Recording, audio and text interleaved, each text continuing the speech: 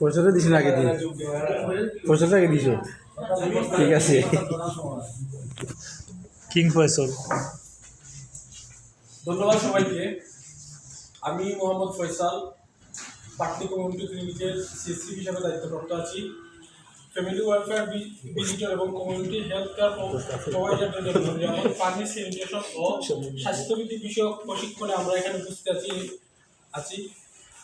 আমরা আজকের প্রশিক্ষণ শেষে আমরা একটি গঠনমূলক কার্যক্রমে অংশগ্রহণ করতে পেরে আমি নিজেকে এবং আমার দলের পক্ষ থেকে সবাইকে আমি আন্তরিকভাবে ধন্যবাদ জানিয়ে শুরু করছি আজকের আমাদের প্রেজেন্টেশন। আমাদের আজকের আলোচ্য বিষয় হচ্ছে হাত ধোয়া। হাত ধোয়া সম্পর্কে আমরা আগেই আমাদের ম্যাডাম আমাদেরকে অনেক বিষয় সম্পর্কে অবগত করছেন। তারপরও আমি এখানে আমাদের গ্রুপের পক্ষ থেকে আমরা যে পয়েন্টগুলো নিয়ে আসছি আমি আপনাদের সবাইকে এই বিষয় সম্পর্কে তুলে ধরব। আমাদের গ্রুপের নাম হচ্ছে 3 নম্বর গ্রুপ।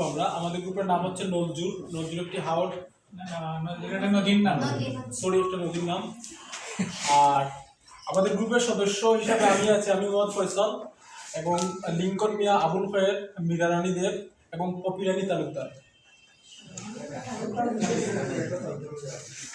আমাদের প্রথম পয়েন্ট হিসাবে আমরা নির্ধারণ করছি জীবাণুযুক্ত হাত ব্যবহারের কারণে ডায়রিয়া, কলেরা, আমাশয়, কৃমি, জন্ডিস, টাইফয়েড ইত্যাদি রোগ ছড়ায় এবং এই বিষয় সম্পর্কে সবাই তো আমরা হয়তো অবগত আছি।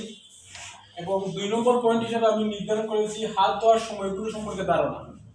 আমরা কখন হাত ধোবো এই সময়গুলো সম্পর্কে ধারণা আমি একে একে বলছি।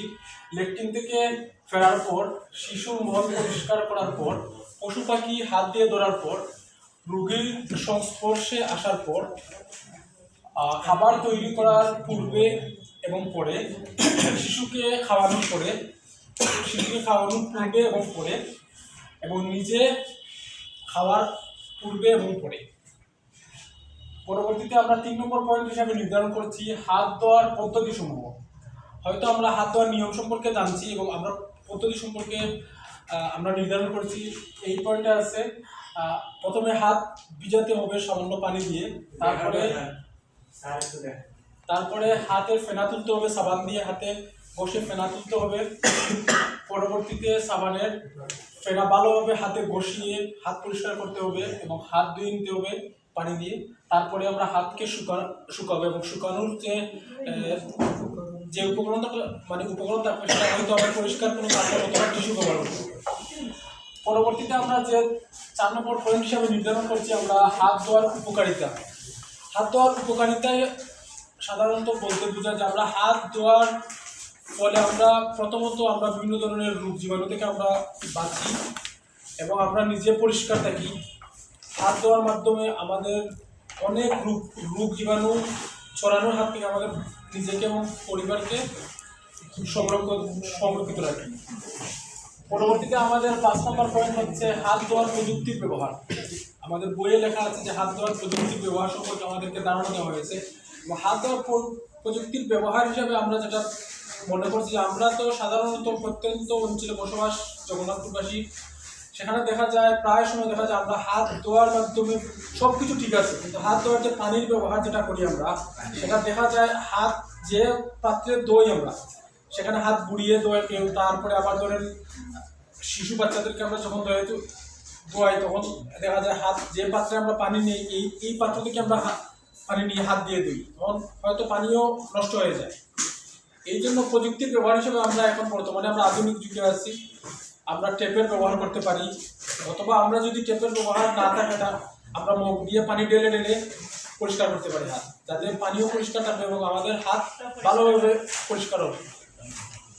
আর তার পরবর্তীতে আমরা 6 নম্বর পয়েন্ট হিসাবে আমরা নির্ধারণ করছি হাত ধোয়ার মাধ্যমে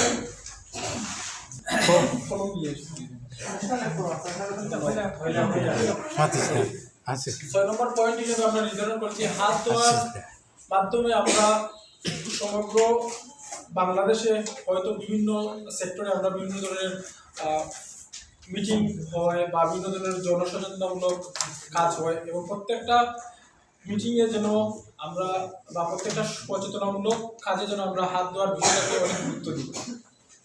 ধন্যবাদ সবাইকে।